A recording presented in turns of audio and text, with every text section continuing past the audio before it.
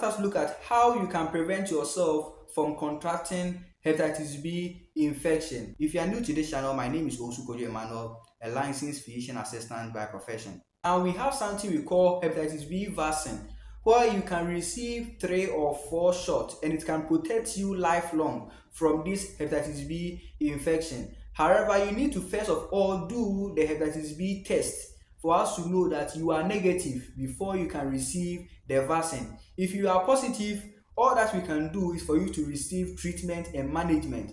However, if you are negative, you can go ahead to receive the hepatitis B vaccine. There are certain kind of ways through which hepatitis B can be transferred from one person to another.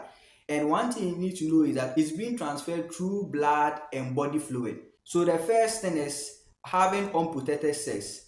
Once you have an unprotected sex, you exchange body fluids. Hence, you can contract it from that partner whom you had intercourse with.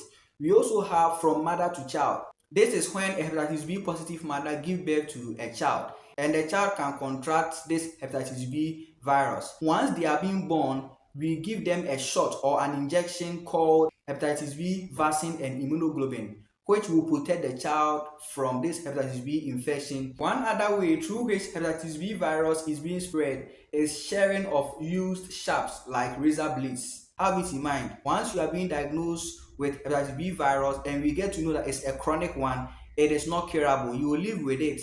There are certain kind of liver protective medication that will be given to you in order to improve the well-being of your liver, so that the hepatitis B virus will not overtake the proper function of your liver.